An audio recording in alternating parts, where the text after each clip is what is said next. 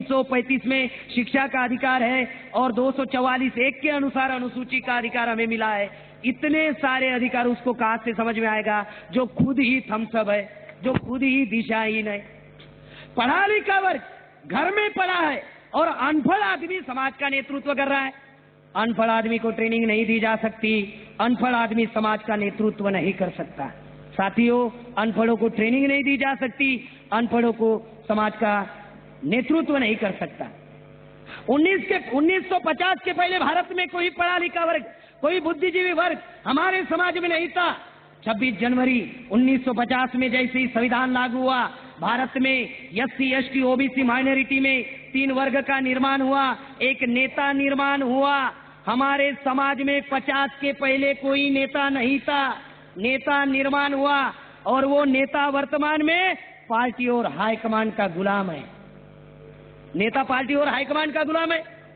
समाज का नेता पार्टी और हाईकमांड का गुलाम है। 42 खासदार आदिवासियों के, 450 आमदार आदिवासियों के, पार्टी और गुलाम का गुलाम, पार्टी और हाईकमांड का गुलाम है। कहां से लागू होगी 5वीं और 6वीं अनुसूची? अभी मेरा वाशिम में कल कार्यक्रम था, वहां पे आमदार झनक आया था।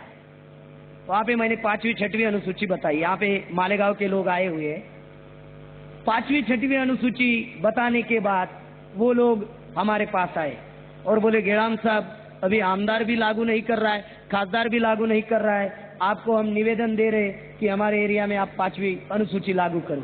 मैंने बोला, अरे लागू करने वाला मैं थोड़ी ना हूँ, मैं तो प्रचारक हूँ। जिसको लागू करने का अधिकार है, आपने उसको चुनकर नहीं लाया, आपने मोदी को चुनकर लाया। तो अभी आपसे मोदी को मिलना होगा। जब आप मोदी को मिलोगे तब आपको समझ में आएगा वो लागू होगी या ना होगी। तो भारत में जो वर्तमान में जो समस्या है, तो इसीलिए भारत में जो नेता पैदा हुआ वो पार्टी और हाईकमांड का गुलाम है। दूसरा वर्ग निर्माण हुआ कर्मचारी, जो बाल्या बाली 10x10 के खोली में। तीसरा वर्ग निर्माण हुआ विद्यार्थी। वर्तमान का विद्यार्थी ये मिसगाइड मिसाइल है। 3 समाज में वर्ग निर्माण हुए अधिकार मिलने की वजह से। नेता निर्माण हुआ, कर्मचारी निर्माण हुआ, विद्यार्थी निर्माण हुआ। ये तीनों ही लोग समाज को सही दिशा दे सकते हैं, समाज का नेतृत्व कर सकते हैं, समाज में परिवर्तन ला सकते हैं और गुलाम समाज को आजाद कर सकते हैं। ये 3 लोग हैं और तीनों ही लोग गुलाम है। कहां से आजादी मिलेगी? इसीलिए बड़े दुख के साथ डॉक्टर बाबा साहब अम्बेडकर ने 18 मार्च 1956 में आगरा के रामलीला मैदान में हम लोगों को कहा, पढ़े लिखे लोगों के बारे में, कि वर्तमान का जो पढ़ा लिखा वर्ग है, ये पढ़ा लिखा वर्ग, क्या कहा बाबा साहब ने? मुझे पढ़े लिखे गद्दार लोगों ने धोखा दिया। ये 18 मार्च 1956 में बाबा साहब ने हमारे ऊपर लगाया हुआ कलंक है कि जिस संघर्ष की वजह से, जिस महापुरुषों के आंदोलन की वजह से ये पढ़ा लिखा वर्ग समाज में पैदा हुआ, ये पढ़ा लिखा वर्ग के बारे में बाबा साहब कहते हैं कि मुझे पढ़े लिखे गद्दार लोगों ने धोखा दिया। क्या स्टेटमेंट है हमारे महापुरुषों का। जो परिवर्तन करने वाला वर्ग है, जो समाज को सही दिशा देने वाला वर्ग है, गुलाम समाज को आजाद करने वाला वर्ग है, अजागरूक समाज को जागरूक करने वाला वर्ग है, इसके बारे में बाबा साहब कहते हैं। बाबा साहब साधारण व्यक्ति थे क्या? असाधारण व्यक्ति थे। असाधारण व्यक्ति बोल रहा है पढ़े लिखे लोगों के बारे में कि मुझे पढ़े लिखे गद्दार लोगों ने धोखा दिया, अनपढ़ों ने साथ दिया और हम लोगों को अधिकार मिले, लेकिन पढ़े लिखे गद्दारों ने धोखा दिया। उसके बाद में वामसेफ के फाउंडर मेंबर और अध्यक्ष D.K. खाबर्डे साहब कहते पढ़े लिखे लोगों के बारे में कि वर्तमान का जो पढ़ा लिखा वर्ग है, ये तेल लगाया हुआ पहलवान है, किसी के हाथ में ही नहीं आता। जिनको डाउट है वो घर में जाने के बाद दोनों हाथ को तेल लगाए और अपने बीवियों को कहे जरा खींचो तो समझ में आएगा तेल लगाया पहलवान क्या होता है। उसके बाद में सुप्रीम कोर्ट के जस्टिस P.B. सावंत साहब, उन्होंने कहा कि वर्तमान का पढ़ा लिखा वर्ग ये महापुरुषों के विचारों में विरोध करने वाला वर्ग है, महापुरुषांच्या विचारांमध्ये आड येणारा वर्ग म्हणजे पढ़ा लिखा वर्ग। उसके बाद में अकोला जिला के आकुट तालुका के सत्यपाल महाराज कहते हैं पढ़ा लिखा वर्ग यानी बाल्या बाली 10 बाय 10 की खोली, 10 से 5 नौकरी करता है, घर में आने के बाद अपने परिवार में रहता है। पढ़ा लिखा जो वर्ग है 10 से 5 नौकरी करता है और घर में आता है। उसके बाद में भारत मुक्ति मोर्चा और वामसेप के राष्ट्रीय अध्यक्ष माननीय वामन मेश्राम साहब कहते हैं, क्या कहते हैं पढ़ा लिखा वर्ग के बारे में? वामन मेश्राम साहब क्या कहते हैं? सवाल पूछने वाला वर्ग, सवाल ही पूछते रहता है। 24 घंटे में से कभी 1 घंटा समाज में जाके काम नहीं करेगा, सवाल ही पूछते रहता है। सवाल पूछने वाला वर्ग, सवाल का जवाब तर्क के आधार पर देने के बावजूद भी काम न करने वाला वर्ग यानी पढ़ा लिखा वर्ग। ये व्याख्या जो बनाई वामन मेश्राम साहब ने, जिन्होंने 40 साल काम किया, जिनका जो अपना अनुभव है उस अनुभव के आधार पर जिन्होंने व्याख्या बनाई, जिनके नेतृत्व में राष्ट्रव्यापी जन आंदोलन निर्माण होने वाला है, उन्होंने ये व्याख्या बनाई। इसीलिए ये हमारे ऊपर लगाया गया एक कलंक है, ये आरोप है। इस आरोप को मिटाने के लिए भारत में 1978 में वामसेप निर्माण हुआ। वामसेप ये कर्मचारियों का ऑर्गेनाइजेशन है, लेकिन कर्मचारी आंदोलन नहीं कर सकता, इसीलिए 2010 में भारत मुक्ति मोर्चा निर्माण किया गया, जिसके द्वारा भारत में जन आंदोलन चलने वाला है। और इस जन आंदोलन में SC ST OBC माइनॉरिटी लोगों के जो 6000 जाति है, ये 6000 जाति को हमें वहां पे शामिल करना है, सहभागी करना है। और भारत में जन आंदोलन की हम लोगों को जो वामन मेश्राम साहब के नेतृत्व में जो तैयारी चल रही है, उनके नेतृत्व में भारत में जन आंदोलन होने वाला है। वर्तमान का जो पढ़ा लिखा वर्ग है, ये पढ़ा लिखा वर्ग जो है परिवर्तनवादी है और समाज को, गुलाम समाज को दिशा देने वाला वर्ग है। ये बात पढ़े लिखे लोगों ने समझना चाहिए। साथियों, भारत में 36 राज्य है, उनमें से 30 राज्य में आदिवासी निवास करते हैं। आज का जो सब्जेक्ट है, उस सब्जेक्ट के बारे में जो सब्जेक्ट आज यहाँ पे विषय लिया गया है कि अनुसूची 5 व अनुसूची 6 आणि पेसा ऍक्ट वर सविस्तर चर्चा। ये जो विदर्भ आदिवासी परिसंवाद जो यहाँ पे लिया गया है, जिसका ये सब्जेक्ट है, इसके ऊपर हम लोग विस्तार से यहाँ पे चर्चा करने वाले हैं। ये तब समझेगा जो अभी मैंने ये बैकग्राउंड आप लोगों को बताया है। इस बात को ध्यान में रखकर आप सुनेंगे तो समझेगा। इस बात को अगर ध्यान में नहीं रखेंगे और आदिवासी ही कहकर अगर सोचेगा तो 5वीं 6वीं अनुसूची समझ में आने वाली नहीं है। भारत में 36 राज्य है, उनमें से 30 राज्य में आदिवासी निवास करते हैं और गवर्नमेंट ने 11 राज्य में अनुसूची 5 घोषित की है। वो 11 राज्य कौन से? 9 राज्य में अनुसूची 5 घोषित की है। 30 राज्य में से 9 राज्य में, हालांकि 30 राज्य में आदिवासी निवास करते हैं, ये गवर्नमेंट का आंकड़ा है। वो 9 राज्य कौन से? आंध्र प्रदेश, महाराष्ट्र, छत्तीसगढ़, झारखंड, उड़ीसा, मध्य प्रदेश, राजस्थान, गुजरात, हिमाचल प्रदेश। ये 9 राज्य में आदिवासियों को अनुसूची 5 घोषित की है। 9 राज्य में घोषित की है, 30 राज्य में आदिवासी निवास करते हैं।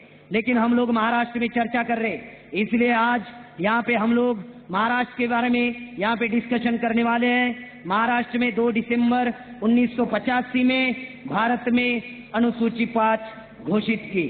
2 दिसंबर 1985 में घोषित की, अभी तक लागू नहीं की। भारत का संविधान लागू हुआ 26 जनवरी 1950 को और 1985 में यह अनुसूची घोषित की। यानी 1950 के पहले भारत में अनुसूची 5 या महाराष्ट्र में अनुसूची 5 इन लोगों ने घोषित नहीं की, जानबूझकर प्लानिंग बनाकर। क्योंकि 1985 में पंचायत राज का निर्माण राजीव गांधी ने किया, जिसकी वजह से ग्राम पंचायत लेवल और पंचायत समिति और जिला पंचायत में हमारे समाज में दलाल और भड़वे पैदा होने की प्रोसेस राजीव गांधी ने 1985 में जो पंचायत राज निर्माण किया, 84 में इंदिरा गांधी की हत्या हुई और उसकी आस्था जो राजीव गांधी को मिली, जिसकी वजह से भारत में राजीव गांधी ने 413 मेंबर ऑफ पार्लियामेंट चुनवा कर लाए थे। तो 1985 में पंचायत राज राजीव गांधी ने निर्माण किया। पंचायत राज के साथ जुड़ा हुआ मामला ये अनुसूची 5 और 6 का है। पंचायत राज के साथ नव राज्य में से महाराष्ट्र में 2 दिसंबर 1985 को अनुसूची 5 घोषित हुई। महाराष्ट्र में पालघर जो नया जिला हुआ वो पकड़कर महाराष्ट्र में 36 जिलों में से 11 जिलों में अनुसूची 5 घोषित है। वो 11 जिले कौन से?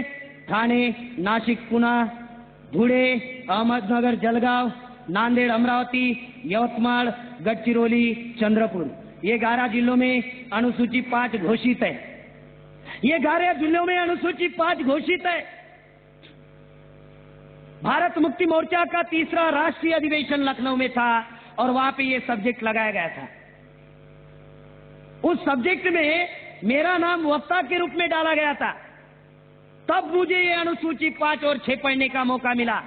मेरा एजुकेशन पोस्ट ग्रेजुएशन है। मैंने ये अनुसूची जब पढ़ी 3 दिन मुझे ही समझ में नहीं आई।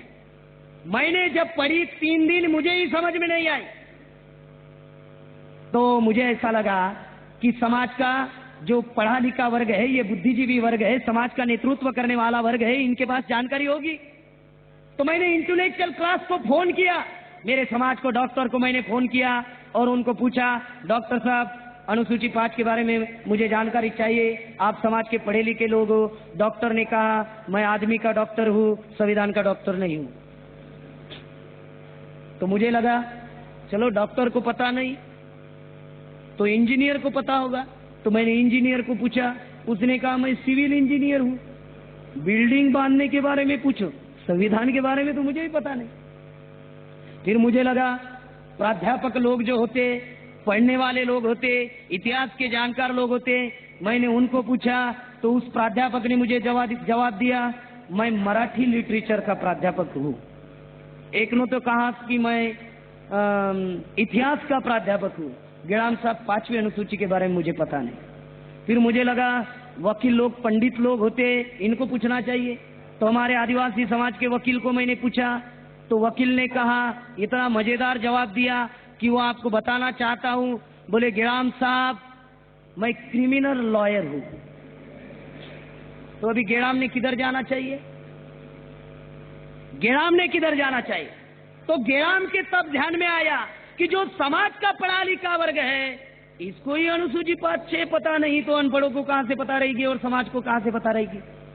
मुझे लगा चलो आमदार और खासदारों को पता होंगी। तो गडचिरोली में कोरेगांव नाम का गांव है और हमारे जो वामसेप के कार्यकर्ता है गणवीर सर, उन्होंने वड़सा तालुका में कोरेगांव गांव में बिरसा मुंडा के पुतले का अनावरण था। वहां पे मुझे वक्ता के रूप में बुलाया और उस कार्यक्रम का अध्यक्ष मारोतराव कोवासे खासदार था, जो अभी है नहीं, माजी खासदार। तो उस भाषण में मैंने वहां पे कहा कि आर्टिकल 330 332 के अंतर्गत 42 और 450 आमदार चुनकर जाते हैं और अभी तक आदिवासियों को 5वीं और 6वीं अनुसूची लागू नहीं हुई। तो ये आमदार और खासदार संसद में और विधानसभा में जाते क्या झक मारते? तो वो खासदार वहां पे बैठे थे तो उन्होंने कहा, बोले गिड़ाम जी आप विद्वान हो, आप अच्छे जानकार हो, लेकिन बोले आपको बताना चाहता हूं हम झक नहीं मारते, बल्कि हमें पता ही नहीं है। खासदार बोल रहा है हमें पता नहीं है, साला खासदारों को पता नहीं, आमदारों को पता नहीं। फिर मेरे सामने सवाल खड़ा हुआ कि मेरा नाम तो लखनऊ में ये नेशनलाइज कॉन्फ्रेंस है, इसमें मेरा नाम है और मेरे पास अगर जानकारी नहीं है तो मैं कहाँ बताऊंगा। फिर मेरे सामने एक ही व्यक्ति का नाम याद आया। मैं बोला अभी भारत में एक ही व्यक्ति बचा हुआ है जो व्यक्ति मुझे 5वीं और 6वीं अनुसूची के बारे में बता सकते हैं। और उस व्यक्ति के साथ जाने का और मिलने का मौका जब वर्धा में कार्यक्रम था माननीय वामन मेश्राम साहब का, और वर्धा के कार्यक्रम में मेश्राम साहब के साथ में नागपुर के जो हमारे वामसेप के सीनियर मोस्ट कार्यकर्ता है और वामसेप के सेंट्रल एग्जीक्यूटिव कमेटी के मेंबर है पीके मेश्राम साहब, हम लोग मेश्राम साहब के साथ नागपुर से वर्धा गए। जब नागपुर से वर्धा गए तब मैंने मेश्राम साहब को पूछा कि मेश्राम साहब, मैंने डॉक्टर, वकील, इंजीनियर, प्रोफेसर को पूछा 5वीं अनुसूची के बारे में, मैंने खासदार को पूछा 5वीं अनुसूची के बारे में, सब लोग बोल रहे पता नहीं है, अभी आप ही हो, मुझे बता सकते हो। तो मेश्राम साहब ने कहा आदिवासी कौन है बोले? तो मैंने कहा आदिवासी तो मैं हूँ। तो मेश्राम साहब ने कहा मैं तो मूल निवासी हूँ, तुम तो आदिवासी हो, तुम्हें ही पता नहीं। साहब ने कहा, बोले गेड़ाम पुना करार पढ़ा है क्या? तो मैंने कहा साहब पढ़ा है, लेकिन जितना आप समझे हो उतना तो मैं अभी तक नहीं समझा हूं। बोले पुना करार को पढ़ो, एक नहीं 2 बार पढ़ो, 3 बार पढ़ो, जब पुना करार समझ में आएगा 5वीं और 6वीं अनुसूची समझ में आएगी। ये पुना करार से जुड़ा हुआ मामला है कि 5वीं और 6वीं अनुसूची हम लोगों को अभी तक लागू नहीं हुई।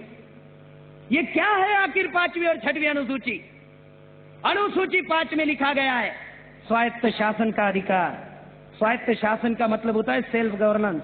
सेल्फ गवर्नेंस का मतलब होता है आदिवासियों का सेपरेट शासन होगा, जिसमें केंद्र सरकार और राज्य सरकार भी इंटरफेयर नहीं कर पाएगी।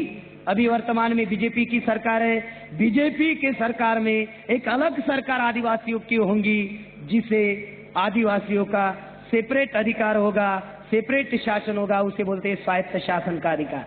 जिला परिषद को स्वायत्त शासन होगा, पंचायत समिति को स्वायत्त शासन होगा, ग्राम पंचायत को स्वायत्त शासन होगा, ये अधिकार है। अनुसूची 6 में कौन सा अधिकार है? अनुसूची 6 में मालकियत का अधिकार है। मालकियत का अधिकार का मतलब है जो जमीन सरकारी है, अगर वो एरिया अनुसूची 6 अगर घोषित है, वो जमीन सरकार की नहीं बल्कि वो जमीन आदिवासियों की होगी। जिस तरह से घर के ऊपर अधिकार मुखिया का होता है और वो ग्राम पंचायत में घर टैक्स भरता है, उस तरीके का उस जमीन का चालक और मालक उस एरिया की जो ट्राइबल एडवाइजर कमेटी है वो होगी, उसके नाम से 7/12 होगा। यह है मालकियत का अधिकार। जल जंगल जमीन के ऊपर आदिवासियों का अधिकार होगा। महाराष्ट्र में 36 जिले हैं, 22 जिलों में आदिवासी निवास करते हैं और सिर्फ 11 जिले में अनुसूची 5 लागू है। घोषित है, अभी तक लागू नहीं हुई, घोषित है। आखिरकार ये अनुसूची 5 क्या है? बहुत सारे लोग भाषण में कहते रहते हैं अनुसूची 5 में स्वायत्त शासन, अनुसूची 6 में मालकियत का अधिकार है, बस खेल खत्म। चला आगे का कोई मामला नहीं। कैसे लागू होगी? संविधान में लिखा हुआ है ऑलरेडी, लागू कैसे होगी? जो आदिवासियों को राजा बनने की प्रोसेस बनाती है अनुसूची 5 और 6, लागू अगर हो जाती है तो भारत का आदिवासी ही राजा बनेगा। चलो शुरुआत करते हैं। धारा नंबर 3 में क्या लिखा हुआ है? अनुसूची 5 में धारा नंबर 3 में लिखा हुआ है, धारा नंबर 3 में प्रशासन का अधिकार लिखा हुआ है। अभी ये संविधान में लिखा हुआ है, इसका विश्लेषण डॉक्टर बाबा साहब अम्बेडकर ने किया है। हमारे लोग पढ़ते नहीं, सिर्फ बोलते रहते। धारा नंबर 3 में प्रशासन का अधिकार, बाबा साहब ने जो विश्लेषण किया, विश्लेषण हमारे लोग पढ़ते नहीं, सिर्फ उतना ही पढ़ते, प्रशासन का अधिकार। विश्लेषण में बाबा साहब ने कहा जिला परिषद को अधिकार होगा स्वायत्त शासन का, पंचायत समिति को अधिकार होगा, एवरी डेमोक्रेटिक इंस्टीट्यूट में आदिवासियों को सेपरेट अधिकार होगा। कैसे होगा? प्रशासन का अधिकार का मतलब है अगर ये जिला नागपुर जिला अगर अनुसूची 5 अगर घोषित है, अभी है नहीं, घोषित होना चाहिए क्योंकि नागपुर में आदिवासी निवास करते हैं, आगे के लाइन में वो अधिकार दिया हुआ है, घोषित कैसे होता है। लेकिन उदाहरण के लिए गढ़चिरौली जिला अनुसूची 5 में है, उसमें प्रशासन का अधिकार कैसे होना चाहिए?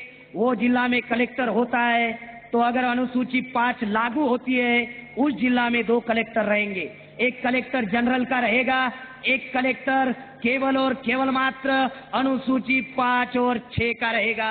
ये अधिकार प्रशासन के संदर्भ में धारा नंबर 3 में दिया हुआ है। और जो कलेक्टर रहेगा वो कलेक्टर केवल और केवल मात्र आदिवासी का विकास एवं कल्याण के लिए काम करेगा। प्रशासन के अधिकार में 2 कलेक्टर रहेंगे, जिला परिषद में 2 टेबल रहेंगे, एक जनरल का टेबल रहेगा और एक जिला के ट्राइबल लोगों के डेवलपमेंट का टेबल रहेगा। कितना मौलिक अधिकार आहे? ग्रामपंचायत मध्ये 2 बाबू असणार. ये जो पैसा एक्ट है ना, ये कुछ भी नहीं है. हमारे लोग हाथी को छोड़ रहे, और क्या बोलते वो हाथी जो है ना या बड़ा जो है ना वो 5वी 6वी अनुसूची आहे. आणि हत्याचं शेपूट जे आहे ना ते शेपूट म्हणजे हे पेसा ऍक्ट आहे. शब्दातच आहे PESA act, panchayat extension to scheduled area. साला गांव लेवल का एक्ट है वो, देश लेवल का एक्ट है क्या पेसा एक्ट? गांव लेवल का एक्ट है, panchayat extension to scheduled area. और वहां पे दिया है आदिवासियों को 100% रिजर्वेशन मिलेगा.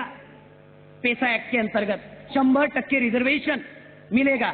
गडचिरोली में पेसा एक्ट के बारे में 100% रिजर्वेशन की न्यूज आई पेपर में और मीडिया में, तो वहां पे एससी ओबीसी में और आदिवासियों में झगड़े चालू हो गए. गांव लेवल का एक्ट है, कोई औकात नहीं है उसकी. 5वीं 6वीं अनुसूची को गायब करने के लिए पेसा एक्ट लाया. यह आदिवासी समाज के बुद्धिमान लोगों ने इस चीज को समझना चाहिए. 5वीं 6वीं अनुसूची राजा बनने की अनुसूची है, इसको गायब करने के लिए पेसा एक्ट है. 100% रिजर्वेशन का मतलब ये मेरे पास गवर्नमेंट के डॉक्यूमेंट्स है. पेसा एक्ट जो है उस संदर्भ में कैसा है, ये नोटिफिकेशन है गवर्नमेंट का. ये नोटिफिकेशन क्या कहता है? अगर गडचिरोली में 1000 गांव जिला में होते हैं, लेकिन गडचिरोली में अगर मान लीजिए 800 गांव में अगर आदिवासी निवास करते हैं और वो अगर अबोव 85% के ऊपर है, तो उन 800 गांव को पंचायत एक्सटेंशन शेड्यूल्ड एरिया का कानून पेसा एक्ट लागू होगा. सिर्फ 800 गांव को लागू होगा. ये है वो पूरे महाराष्ट्र राज्य में कौन से तालुका में पेसा एक्ट लागू हुआ, इसकी लिस्ट है गांव लेवल पर. अगर एक आधे तहसील में 120 गांव होते, लेकिन अगर वो 120 में से अगर वो 85 गांव में अगर आदिवासी रहते हैं ना, तो वो 50 गांव में पेसा एक्ट लागू है. सिर्फ गांव लेवल का है, कोई औकात नहीं है. वो गांव लेवल का एक्ट है पेसा एक्ट. 100% रिजर्वेशन. ब्राह्मणों ने प्लानिंग बनाकर 5वीं 6वीं अनुसूची को गायब करने के लिए पेसा एक्ट लाया गांव लेवल पे. अभी आप मुझे बताओ 100% रिजर्वेशन, अभी गांव लेवल पे कौन सी नौकरियां भरी जाती है? गांव लेवल पे तलाठी रहता है, बाबू रहता है, ग्राम सेवक रहता है, चपरासी रहता है, शिक्षक रहता है. मैंने इनकी कैटेगरी देखी, क्लास 3 के और क्लास डी के कर्मचारी. यानी पेसा एक्ट के अंतर्गत 100% रिजर्वेशन क्लास 3 और डी के कर्मचारी को. क्लास 1 और क्लास 2 में कोई पेसा एक्ट है ही नहीं. हो गया खेल खत्म. गांव लेवल का एक्ट, इसकी कोई औकात नहीं है पेसा एक्ट की. ये नोटिफिकेशन है गवर्नमेंट का जिसमें सारा लिखा हुआ है panchayat extension to scheduled area किन किन गांवों में लागू हुआ है. धारा नंबर 3 में प्रशासन का अधिकार, और धारा नंबर 3 में और एक अधिकार दिया हुआ है. वो क्या अधिकार है? मान लीजिए किसी जिला में और राज्य में, किसी जिला और राज्य में आदिवासी निवास करते हैं, लेकिन वहां पे 5वीं अनुसूची एरिया शेड्यूल्ड एरिया नहीं है, तो उस राज्य का राज्यपाल राष्ट्रपति को ज्ञापन देगा और उसको बताएगा कि ये नागपुर जिला में आदिवासी इतने एरिया में आदिवासी निवास करते हैं, इस जिला में इतना एरिया शेड्यूल्ड एरिया रिजर्व किया जाए, ऐसा ज्ञापन राष्ट्रपति को सौंपेगा, राज्यपाल सौंपेगा. और धारा नंबर 3 के अंतर्गत राष्ट्रपति उस एरिया को अनुसूची 5 घोषित करेगा. ये धारा नंबर 3 में प्रशासन का अधिकार. और जिस एरिया में आदिवासी निवास करते लेकिन वो एरिया घोषित नहीं हुआ है, तो उसको वो घोषित किया जाएगा धारा नंबर 3 के अंतर्गत. धारा नंबर 4 में लिखा हुआ है, धारा नंबर 4(1) में लिखा हुआ है, जो एरिया अनुसूची 5 घोषित हुआ 2/12/1985 में 11 जिले महाराष्ट्र में अनुसूची 5 घोषित हुए, उस घोषित एरिया में ट्राइबल एडवाइजर कमेटी गठित होनी चाहिए धारा नंबर 4(1) के अंतर्गत. और वो ट्राइबल एडवाइजर कमेटी में 3/4 सदस्य विधानसभा के एमएलए होंगे. जो महाराष्ट्र से 25 एमएलए चुनकर जाते हैं, उनमें से 3/4 ये ट्राइबल एडवाइजर कमेटी में होंगे. ये ट्राइबल एडवाइजर कमेटी में होंगे. अभी उर्वरित जो बाकी के जो सभासद है ट्राइबल एडवाइजर कमेटी में, वो कौन होंगे? बाकी के जो सभासद है ट्राइबल एडवाइजर कमेटी में, जो ट्राइब पंचायत अनुसूची 5 में दी गई है, वो ट्राइब पंचायत अभी तक भारत में निर्माण नहीं हुई। रिकॉग्नाइज ट्राइब पंचायत अभी तक निर्माण नहीं की। वो ट्राइब पंचायत के अंतर्गत जो बाकी के सभासद है, ट्राइब पंचायत पढ़े लिखे लोगों को ट्राइबल एडवाइजर कमेटी में नॉमिनेट करेगी। पढ़े लिखे लोगों को ट्राइबल एडवाइजर कमेटी में नॉमिनेट करेगी। मैंने सोचा कि पढ़े लिखे लोगों को ट्राइबल एडवाइजर कमेटी नॉमिनेट क्यों करेगी जब एमएलए ट्राइबल एडवाइजर कमेटी में है। बाबा साहब ने इसका विश्लेषण किया है कि जो ट्राइबल एडवाइजर कमेटी में 3/4 जो एमएलए आ रहे हैं, अगर वो मान लीजिए अगर गद्दार निकले, वो अगर धोखाधड़ी समाज के साथ की, तो साहब ने उनका बंदोबस्त करने के लिए वो अधिकार ट्राइब पंचायत को दिया गया। और ट्राइब पंचायत जो नॉमिनेट करने वाले जो पढ़े लिखे लोग हैं, वो ऑब्जर्वर करके ट्राइबल एडवाइजर कमेटी में काम करेंगे। ऑब्जर्वर करके काम करेंगे। अगर मान लीजिए आमदारों ने अगर वो ऑब्जर्वर को मैनेज कर लिया तो आगे अधिकार दिया धारा 4(1) में, अगर वो ऑब्जर्वर अगर आमदारों के साथ अगर मैनेज हो गया, एमएलए के साथ अगर मैनेज हो गया तो क्या होगा, विधायकों के साथ अगर मैनेज हो गया तो क्या हो गया। ये बात अगर ट्राइब पंचायत को पता चली तो उस ऑब्जर्वर की केस हाई कोर्ट में नहीं चलेगी, सेशन कोर्ट में नहीं चलेगी, कोई भी न्यायालय में नहीं चलेगी। वो केस चलेगी ट्राइब पंचायत में। उसको कौन सी सजा देनी है, वो सजा देने का अधिकार ट्राइब पंचायत को है। तो कोई धोखाधड़ी करेगा समाज के साथ में। धारा नंबर 4(2) में लिखा हुआ है, धारा नंबर 4(2) में क्या लिखा हुआ है, जो ट्राइबल एडवाइजर कमेटी गठित की गई है, वो ट्राइबल एडवाइजर कमेटी केवल और केवल मात्र आदिवासियों के विकास एवं कल्याण के लिए काम करेगी। लेकिन मुझे पता है महाराष्ट्र में जो ट्राइबल एडवाइजर कमेटी है, वो आदिवासी विकास एवं कल्याण के लिए काम करने के बजाय दिन भर समाज से पैसा कलेक्ट करती है और शाम को बार में जाके बैठती है। ट्राइबल एडवाइजर कमेटी हो गया सत्यानाश। धारा नंबर 4(2) के तहत ट्राइबल एडवाइजर कमेटी जो निर्माण हुई, वो आदिवासी विकास एवं कल्याण के लिए काम करना चाहिए। उसके बाद में धारा नंबर 5(2) में कहा गया है, धारा नंबर 5(2) में क्या कहा गया है, आदिवासियों की जमीन गैर आदिवासी नहीं खरीद सकता। फिर मेरा सवाल है, अगर काटजू कहता है 1997 में, काटजू अगर कहता है सुप्रीम कोर्ट मध्य प्रदेश का आदिवासी भारत के मूल निवासी है, और धारा 5(2) कहती है आदिवासियों की जमीन गैर आदिवासी नहीं खरीद सकता, फिर आदिवासियों की जमीन टाटा बिरला मफतलाल अंबानी कैसे खरीद रहा है। उड़ीसा में जब मैं गया था, उड़ीसा का जब मैं प्रभारी था, तब वहां पे मुझे बताया गया कि उड़ीसा में जाजपुर नाम का जिला है, जाजपुर में टाटा का स्टील प्लांट आया हुआ है और आदिवासियों की हजारों एकड़ जमीन टाटा ने खरीद ली, हड़प कर ली, हजारों एकड़ जमीन। उसके विरोध में आदिवासियों ने मोर्चा निकाला, 2,500 आदिवासियों ने मोर्चा निकाला। उड़ीसा में बीजेडी की सरकार है, बीजू जनता दल, और वहां के मुख्यमंत्री है नवीन नाथ पटनायक। उन्होंने फायरिंग का आदेश दिया और 2,500 में से 11 लोग ऑन स्पॉट मार दिए गए। और उनका जो मुखिया था, आंदोलन चलाने वाला जो आदिवासी मुखिया था, उसको पकड़े, अंदर लेके गए रूम में, चेयर पे बिठा के उसको डायरेक्ट शूट कर दिए गए, ताकि भविष्य में इस उड़ीसा में कोई आंदोलन नहीं करेगा टाटा के विरोध में। अनुसूची कहती है 5(2) धारा, आदिवासियों की जमीन गैर आदिवासी नहीं ले सकता। नंदीग्राम में 13 आदिवासियों को मारा गया। नंदीग्राम छोड़ो, उड़ीसा छोड़ो, नागपुर में 2005 में मिहान नाम का प्रकल्प आया। शिवनगांव में जब आंदोलन चला, 4 लोग मारे गए, गोलियों से मारे गए। 2 ओबीसी थे, 2 आदिवासी थे शिवनगांव के। नंदुरबार में सरदार सरोवर के द्वारा आदिवासियों की जमीन विस्थापित की जा रही है, जिसके अंतर्गत 300 गांव जाने वाले हैं।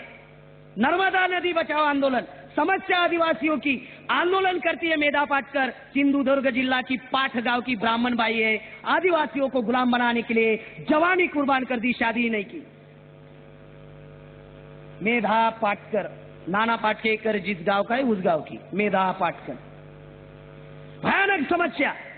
नंदुरबार में कुपोषण दूर करने के लिए टाटा ट्रस्ट नाम की कंपनी आई। अभी कुपोषण ये क्या बीमारी है क्या? हमारे डॉक्टर साहब बताते रहते हैं, इंडियन मेडिकल प्रोफेशनल एसोसिएशन के, कुपोषण ये भूखमरी शब्द का दूसरा नाम है। तो कुपोषण दूर करने के लिए वहां पे टाटा ट्रस्ट आया, वो कुपोषण दूर करने के लिए नहीं, बल्कि नंदुरबार में जो साधन संपत्ति है उसको लूटने के लिए टाटा आया है। अभी हम लोग उसके विरोध में आंदोलन चला रहे, एडवोकेट रंजीत पाड़वी के नेतृत्व में हम लोग वहां पे आंदोलन चला रहे टाटा के विरोध में। आदिवासी की जमीन गैर आदिवासी नहीं खरीद सकते, सर्रास विस्थापन के नाम पे आदिवासियों को विस्थापित किया जा रहा है, पुनर्वसन के नाम पर आदिवासियों को विस्थापित किया जा रहा है, अभयारण्य प्रकल्प के द्वारा आदिवासी को मारा जा रहा है, नक्सलवाद के नाम पर आदिवासियों को मारा जा रहा है, 5वीं 6वीं अनुसूची अभी तक लागू नहीं कर रहे हैं। ये आदिवासियों की मूलभूत समस्या है, जिसके विरोध में भारत का आदिवासी कोई आंदोलन नहीं कर रहा है, कोई चर्चा नहीं कर रहा है। चर्चा काय के ऊपर हो रही है? ये हमारी नौकरी चल रहा है, वो हमारी नौकरी चोर रहा है, ये हमारे इसमें आ रहा है, वो हमारे इसमें आ रहा है। अभी नौकरी ये कोई मूलभूत समस्या है क्या? यहाँ पे बुद्धिमान लोग बैठे हुए हैं। नौकरी कोई मूलभूत समस्या है? नौकरी सिर्फ जीने का साधन है। मूलभूत समस्या तो ये है कि आदिवासियों की पहचान खत्म किए जा रहे, 5वीं 6वीं अनुसूची लागू नहीं हो रही, विस्थापन के पुनर्वसन के नाम पर आदिवासियों को बेदखल किया जा रहा है। ये हमारी मूलभूत समस्या है। मूलभूत समस्या को हमारे लोगों ने छोड़ दिया, फालतू समस्या को लेके बैठे। नौकरी तो खत्म हो रही है, प्राइवेटाइजेशन की वजह से नौकरियां खत्म हो रही है। धनगर आए या ना आए, धनगर आए या ना आए, कोई नौकरी रहने वाली नहीं है। चिल्लाते रहो तुम लोग। जाति जातियों में झगड़ा लगाने का कार्यक्रम है। ओबीसी में कुणबी मराठी झगड़ते रहते, एससी में मांग मातंग चामार महार झगड़ते रहते, आदिवासियों में कोड़ी, महादेव कोड़ी, माना, गोंड प्रधान, और इधर धनगर और आदिवासी का मामला चल रहा है। साला हम लोग इधर झगड़ते रहे, हमारा दादा झगड़ता था, बाप झगड़ता था, मैं भी झगड़ते रहूं, फिर मेरा बेटा आएगा वो भी झगड़ते रहे, लेकिन राजा बनने की सोच हमारे मन में डेवलप ना हो, सिर्फ हम झगड़ते रहे झगड़ते रहे झगड़ते रहे, वो झगड़ा लगाते रहे, हम लोग झगड़ते रहे। और हमारे समाज के जो बुद्धिमान लोग हैं वो लोग आके बताते रहे धनगर नौकरी चोर रहे, उनको देखना पड़ेगा। वो आते जाएंगे, हम लोग लड़ते जाएंगे। जूते से मार खाने वाले 25,000 संगठन, मुझे पूरा विश्वास है। जिन विद्यार्थियों में जाके ये लोग प्रचार करते हैं ना, वही विद्यार्थियों में जाके हम लोग प्रचार कर रहे हैं, वही विद्यार्थियों में जाके हम लोग प्रचार कर रहे हैं। हम लोग कोई वो प्राचीन काल का एकलव्य थोड़ी ना है, द्रोणाचार्य आएगा अंगूठा मांगेगा और दे देंगे, ऐसा थोडी मामला आहे। ये होत कितीही द्रोणाचार्य काळ आता डरणार नाही, कारण नव्या युगाचा एकलव्य येत आहे आणि दान त्याचं करणार नाही, इथं तो मामला है। धारा 5(2) के अंतर्गत आदिवासी की जमीन गैर आदिवासी नहीं खरीद सकता, सर्रास ले रहे। उसके बाद में लोकसभा और विधानसभा अगर कोई कानून बनाती है, लोकसभा और विधानसभा अगर कोई कानून बनाती है, कानून बनाने का अधिकार लोकसभा विधानसभा को है। अगर कोई कानून बनाती है, वो कानून अगर जनता के हित और कल्याण का नहीं है, वो कानून भारत में कहीं पे भी लागू नहीं हो सकता। अगर ट्राइबल एडवाइजर कमेटी ने विरोध किया तो कितना मौलिक अधिकार है। विधानसभा लोकसभा अगर कानून बनाती है और वो जनता के हित और कल्याण का अगर नहीं है, और ट्राइबल एडवाइजर अगर कमेटी कहती है कि ये कानून कहीं पे लागू नहीं होना चाहिए, कहीं पे लागू नहीं होगा। इतना बड़ा अधिकार यहाँ पे दिया हुआ है। उसके बाद में अनुसूची 5 में अधिकार है कल्चरल को लेके, अगर कोई आदिवासियों में कम्युनिटी डिस्प्यूट होता है, झगड़े होते हैं, तो वो झगड़ा पुलिस स्टेशन नहीं जाएगा, वो झगड़ा हाई कोर्ट नहीं जाएगा, वो झगड़ा डायरेक्ट सेशन कोर्ट नहीं जाएगा, वो झगड़े को ट्राइब पंचायत सुलझाएगी। ये अधिकार आदिवासी पंचायत को दिया है, लेकिन भारत सरकार ने इन ब्राह्मणों ने, इन बदमाशों ने आदिवासी पंचायत निर्माण करने की बजाय हमारा आदिवासियों का अधिकार चुराया और तंटा मुक्ति के नाम से चला रहे हैं। जिन्होंने साले ने बहुत तंटे किए हमारे समाज में, उसके नाम से चलाए। और आदिवासी पंचायत जो गठित होनी चाहिए, जो आदिवासियों का झगड़ा आदिवासी पंचायत सुलझाएगी, ये अधिकार संविधान में लिखा हुआ है अनुसूची 5 में, अभी तक लागू नहीं किया। तंटा मुक्ति लाए, आदिवासी पंचायत गायब हुई। इशू को नॉन इशू को यानी जो इशू ही नहीं, नॉन इशू को इशू बनाकर वो लोग प्रेजेंट कर रहे। उसके बाद में आदिवासी जिस एरिया में रह रहा है, 5वीं अनुसूची में लिखा है, जिस एरिया में रह रहा है, अगर वहां पे आदिवासियों की सभ्यता, संस्कृति, कला और अस्तित्व अगर धोखे में है और जंगल जमीन अगर असुरक्षित है, तो ये सुरक्षित रखने की जिम्मेदारी और जवाबदारी सरकार की होगी। अनुसूची 5 में लिखा है कि जल जंगल जमीन, आदिवासी की सभ्यता, संस्कृति, अस्तित्व, कला और आदिवासी अगर शोषित पीड़ित है, ये शब्द भी है वहां पे, शोषित अगर पीड़ित है, ऐसा अगर है तो सरकार की ये जिम्मेदारी होगी कि उस एरिया को, उस जल जंगल जमीन को, उस एरिया के आदिवासियों की सभ्यता को सुरक्षित रखने की जिम्मेदारी सरकार की लगाई है। सरकार सुरक्षित करने के बजाय आदिवासियों को बेदखल कर रही है, भगा रही है। हो गया सत्यानाश। कितना गंभीर मामला है। अनुसूची 5 में आदिवासियों को 3 रिजर्वेशन है। एक रिजर्वेशन है जिला लेवल का, एक रिजर्वेशन है स्टेट लेवल का, एक रिजर्वेशन है सेंट्रल लेवल का। जिला में अगर नंदुरबार में, उदाहरण के लिए नंदुरबार में 82% आदिवासी है, अगर जिला परिषद की जगह निकलती है 100, तो 82 आदिवासी लोगों को भरना होगा। महाराष्ट्र में आदिवासी 10.5% है, 100 में से 11 लोग आदिवासियों के भरने होंगे। और पूरे देश भर में 7.5% आदिवासी है, 7.5% अगर सेंट्रल में 100 जगह निकलती है तो 8 लोग आदिवासियों के भरने पड़ेंगे। इतने मौलिक अधिकार अनुसूची 5 में दिए हुए जो अभी तक लागू नहीं हुए। इतना ही नहीं, अनुसूची 5 में लिखा हुआ है, अनुसूची 5 ये ट्राइबल एडवाइजर कमेटी, बीजेपी जो सरकार है ना वर्तमान में, वो सरकार का मतलब ट्राइबल एडवाइजर कमेटी आदिवासियों की स्पेशल सरकार है, ध्यान में रखो।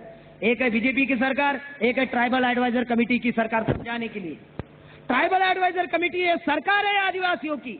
भारत में बाबा साहब ने संविधान में 2 संविधान की निर्मित की। आदिवासियों के लिए सेपरेट संविधान है, सेपरेट संविधान आदिवासी को है। 50 के पहले संविधान नहीं था, बीपीसी नाम का कानून था, ब्राह्मण पिनल कोड। एक अधिकार था SC ST OBC माइनॉरिटी को ऊपर के 3 लोगों की सेवा करना। अंग्रेज भारत में आए, IPC नाम का कानून बनाया, इंडियन पिनल कोड, और वहां पे अधिकार दिया क्राइम एंड पनिशमेंट। इसलिए तो नंद कुमार देवनाग के ब्राह्मण को लटका दिया अंग्रेजों ने। उसके बाद में बाबा साहब ने जो संविधान तैयार किया उसमें अधिकार मिला राइट्स एंड ड्यूटी, लागू होनी चाहिए। अगर राइट्स एंड ड्यूटी है तो लागू होनी चाहिए। हम भी वकील लोगों के साथ, हमारे किन्ना के सर के साथ मार्गदर्शन लेते रहते तो कुछ चीजें पता चल जाती है, IPC क्या है, संविधान क्या है। इसलिए साथियों, ये जो मामला है इस बात को गंभीरता से देखना होगा, गंभीरता से समझना होगा। 5वीं जो अनुसूची में है, अनुसूची में बहुत सारे अधिकार दिए हुए, वो अधिकार हमारे विकास एवं कल्याण के। ये अधिकार जिला परिषद को जो अधिकार दिया है स्वायत्त शासन, सरकार का मतलब प्रधानमंत्री, मुख्यमंत्री, ये जो मंत्री संत्री है, शिक्षा मंत्री जो है, इसको भी आदिवासी एरिया में स्कूल निर्माण करने का अधिकार नहीं है। बाबा साहब ने जो क्षेत्र अनुसूची 5 में है उस क्षेत्र में स्कूल निर्माण करने का अधिकार, दवाखाना निर्माण करने का अधिकार, वहां पे उद्योग निर्माण करने का अधिकार, वहां पे जो भी निर्माण करने का अधिकार है सरकार को नहीं दिया है। अनुसूची 5 ने वो अधिकार ट्राइबल एडवाइजर कमेटी के पास में दिया है। सरकार नहीं निर्माण करेंगी, ट्राइबल एडवाइजर कमेटी आदिवासियों के विकास एवं कल्याण के लिए उस क्षेत्र में हॉस्पिटल खोलेगी, स्कूल खोलेगी। साला राजा लोग हैं हम लोग। ये अगर लागू हो जाती है, हम निर्णय लेंगे और स्कूल खोलेंगे, तब हम डिसीजन लेंगे। वहां पे गधे का पढ़ाना है या भाकर का पढ़ाना है, हम लेंगे डिसीजन, हमारी स्कूल रहेंगी। ये अधिकार ट्राइबल एडवाइजर कमेटी को दिया है कि उस एरिया के आदिवासियों के विकास एवं कल्याण के लिए ये ट्राइबल एडवाइजर कमेटी डेवलपमेंट करेंगी। अभी आप लोगों को लगेगा ये डेवलपमेंट कहां से होगा, ये सारा डेवलपमेंट कहां से होगा? इसके लिए तो अनुसूची 6 बाबा साहब ने बनाई। ये डेवलपमेंट कहां से होगा? इसलिए बाबा साहब ने अनुसूची 6 बनाई। अनुसूची 6 में है स्वायत्त शासन, मालकियत का अधिकार। मालकियत का अधिकार का मतलब जल जंगल जमीन के ऊपर आदिवासियों का मालिकाना अधिकार होगा। भारत में 30 राज्य में आदिवासी निवास करते हैं। उस आदिवासी जहां जहां निवास करते हैं उस क्षेत्र में 89 प्रकार के धातु है। पहला अधिकार है जल जंगल जमीन का मालक आदिवासी होगा। दूसरा अधिकार है जिस क्षेत्र में आदिवासी निवास करता है उस क्षेत्र में आदिवासी जहां निवास करता है वहां पे 89 प्रकार के धातु है। और वो 89 प्रकार के धातु की कीमत, वो धातु कौन से? सोने, चांदी, हीरे, जवाहर, मोती, मैग्नाइट, बैक्साइड, यूरेनियम। ये धातु की जो कीमत है 11,000 लाख करोड़ है।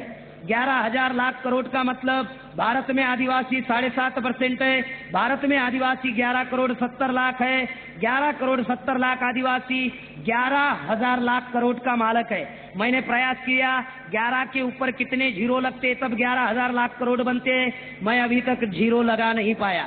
आप घर जाने के बाद प्रयास कीजिए और आप मुझे बताइए जीरो कितने लगते। उतने का मालक ये आदिवासी है। 11,000 लाख करोड़ का मालक आदिवासी है। भिखारी बन गए, भिखारी बन गया। मैं जब जाता हूं प्रचार के लिए तो लोग मुझे पूछते गिराम जी आप आदिवासी हो, कौन से जाति से? तो मैं कहता हूं गोंड जाति से। तो उनको बड़ा अच्छा लगता है कि आपका गोंडवाना प्रांत था, गोंडों के राजा थे। तो बड़ी हंसी आती है मुझे, साला राजा थे हमारे। वो बोलते हैं आपके भी कुछ राजा परदादा राजा थे क्या? आपके कुछ दादा परदादा राजा थे क्या? मैं कहता हूं राजा थे, अभी भिखारी बन गए। और जिन लोगों ने भिखारी बनाया है उसका एड्रेस भी मिला है, उसका नाम भी मिला है। सिर्फ हमारा प्रयास चल रहा है कि ये 800 जाति आदिवासियों की एक बार जुड़ जाए, उसका क्या बंदोबस्त करना है ये भी प्लानिंग माननीय वामन मेश्राम साहब जिनके नेतृत्व में ये कारवा चल रहा है वो तैयार है। वो तैयार है, सिर्फ बाहर आने का है। आदिवासियों को बंदूक पकड़ने की कोई जरूरत नहीं। 89 प्रकार के धातु का मालक, 11,000 लाख करोड़ का मालक आदिवासी, 11 करोड़ 70 लाख आदिवासी, मल्टीप्लाई 11,000 लाख करोड़। एक आदिवासियों को 1100 करोड़ रुपए आते। तो मुझे लगा एक आदिवासी को 1100 करोड़ आएंगे। मेरे घर में 5 लोग रहते हैं, 5500 करोड़ का मालक तुम्हारे साथ में बात कर रहा हूं जो वर्तमान में भिखारी है।